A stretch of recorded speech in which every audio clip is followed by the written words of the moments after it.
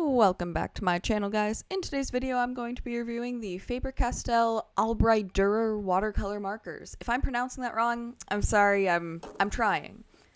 So here's just my first impressions of the box, and if you want to see anything closer up, then you can go ahead and pause this video. And I tried to make sure all of the languages were in focus, so if you speak a different language than English and you happen to be watching this video, then there's more options for you to read, yay!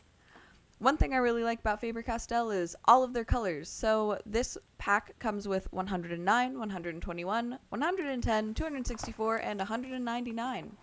And the reason why I like that they have all of their colors with these numbers, as much as I like names, all of these colors go across all of their products. So if you have like colored pencils, like the polychromos from Faber-Castell, then, well, you have the same number options and it's the same color pigment, and I think that's really cool.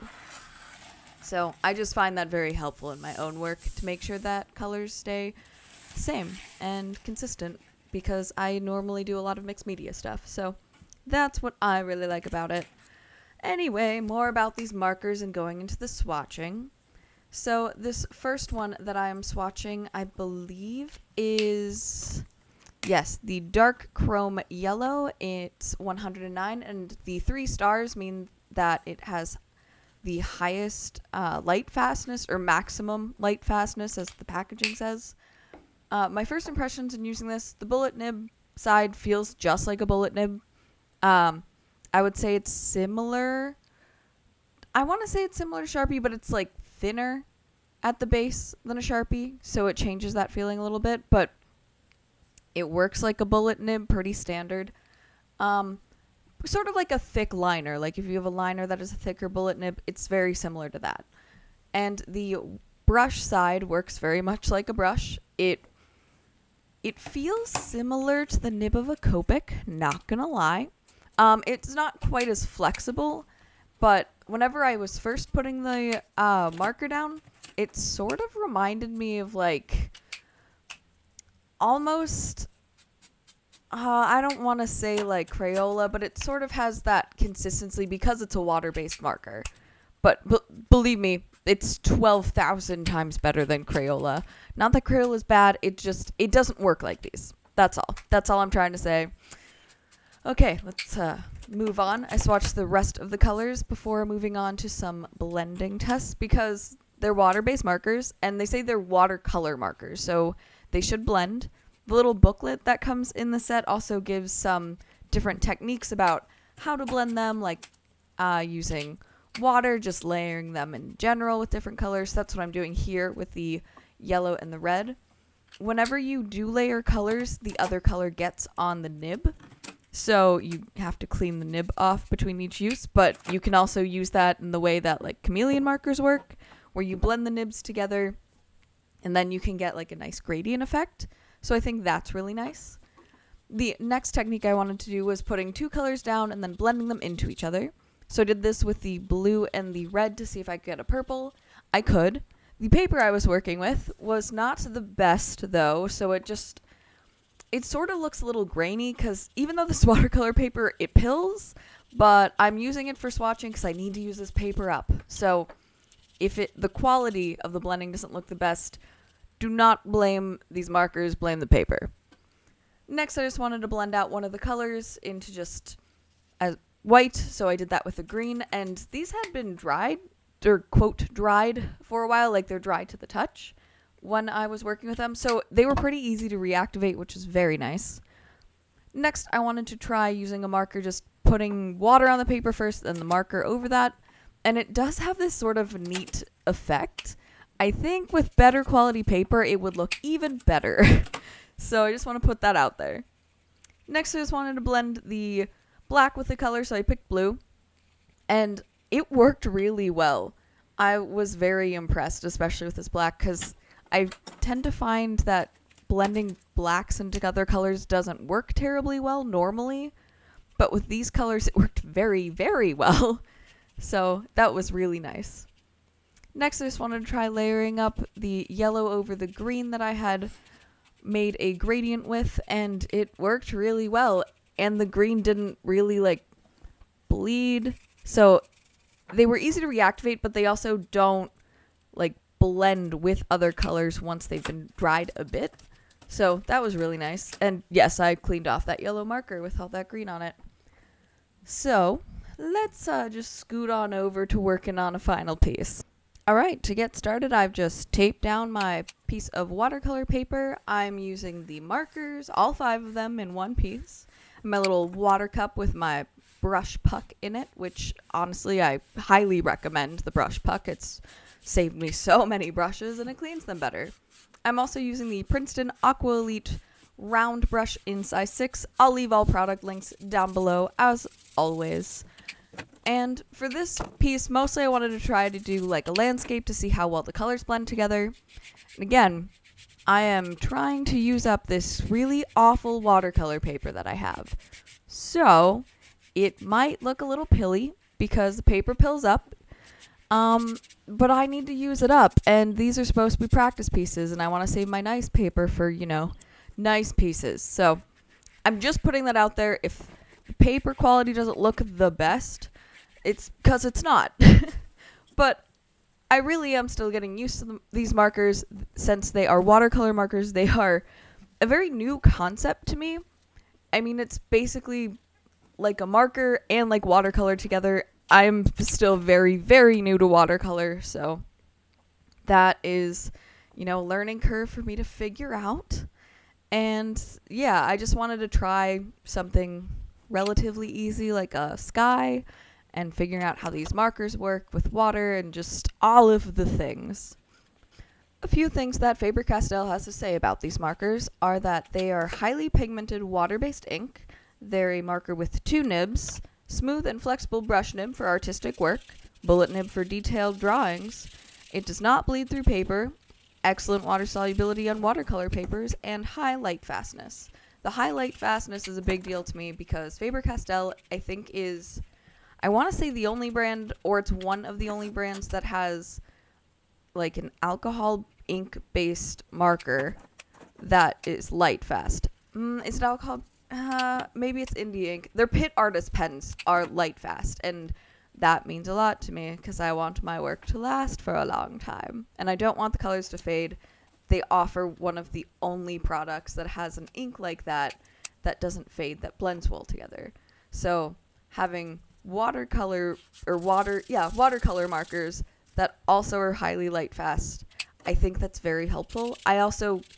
I do enjoy markers a bit more than watercolor, but this is a way for me to sort of blend those. So how I know how to use markers, I can transfer into using in this skill set, or at least that's what I think.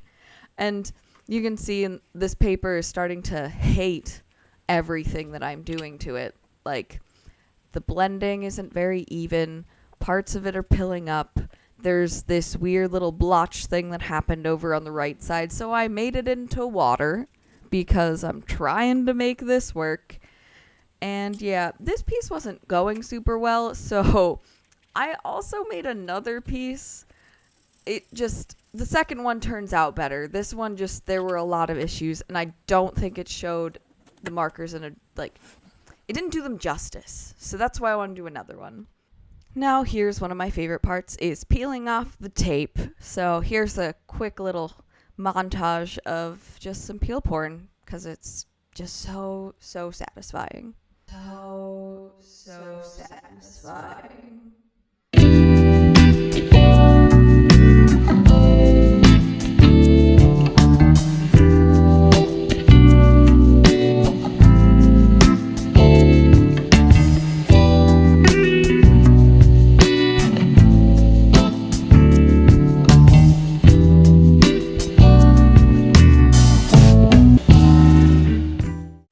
Alright, moving on to the second piece that I worked on. Yes, I also taped this one down, so you are looking at some extra peel porn in your near future.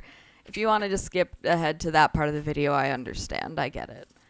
But for my next piece, I wanted to just sort of draw something more in my style, since I do a lot of illustrative cartoon-ish work, and I just wanted to go straight in. I didn't want to use any other tools or products or anything, so that's why I didn't do a sketch. So I just wanted to go with something that's a bit more shapely, but also something I know I can do without needing to have a sketch, so I just drew a little mushroom. I really like the shape of mushrooms. They're just kind of unique, and you can really play around with their shape, so that's why I really like them, and that's why I drew a mushroom.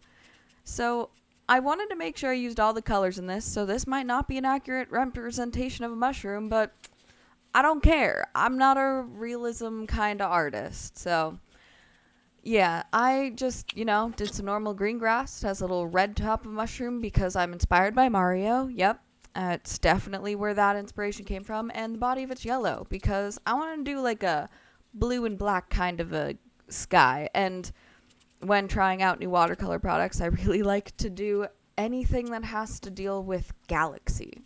So I had to try out a galaxy. That's why I decided to do that. I also like how the blue and black in the set blend specifically. Now, a couple things I want to mention about the markers. Although they are designated by number, so it's easy to tell between their different products that you have the same colors, they do have color names and they put them on their markers. Just, unlike some brands, Sharpie, cough, cough. So, the colors that you get in this set are 109 dark chrome yellow, 121 pale geranium lake, 110 phthalo blue, 264 dark phthalo green, and 199 black. And I don't have too many Faber-Castell products, but I can say that from what I have seen and reviewed, the colors do transfer between their different products to look the same.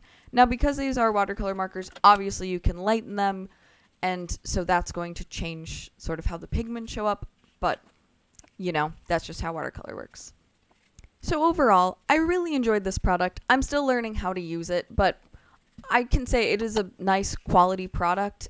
High pigmentation in these markers, but you can also blend them out to be really light. So they're very versatile. The only complaint that I will mention, because it's annoying me, I have high standards for Faber-Castell brand. I know they have high standards for themselves. And well, the one marker that I have, the dark chrome yellow, was mislabeled. The side that has the bullet nib is actually the brush nib, and the side that says it has the brush nib is the bullet nib. This just means the label was put on backwards, but I don't expect this from Faber-Castell. I expect them to be better than this. So I was pretty disappointed with that. And I'm going to send a complaint in just to see what happens. So I'll keep you guys updated on that. Make sure you're following me on all the platforms because I'm not sure where I'm going to post it. I'll try to leave it in the description or in the comments below once I do all of that and to see what happens, just so you guys know how they react to customer complaints. Because I think that's also an important thing to know about a brand. So I'll leave all that down below. Now here is my sort of light galaxy, this little just mushroom hanging out, and it's a nice starry night. I just used a regular jelly roll pen for this. I tried to use different nib sizes, but it seems like my 10 is the only one that's working right now, so I have to fix my 8 and my 5. But yeah, that's pretty much the end of this drawing, except for one of my favorite parts, the peel porn. Let's just start on into that.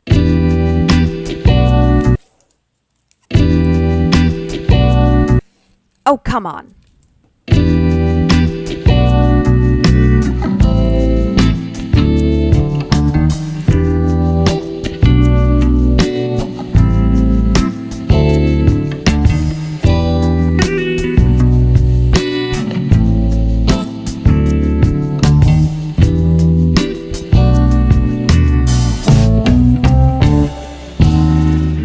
Thanks so much for watching my video, guys. I hope you liked it. If you have any comments, make sure to leave them down below, and I will see you in the next one. Bye! Add some more shenanigans into your life by following me on my Facebook, Instagram, and Twitter. Also, make sure you're subscribed to this very channel so you don't miss out on any of my latest shenanigans. Thanks so much for watching my videos, guys. It means a heck of a lot to me. See you in the next one. Bye!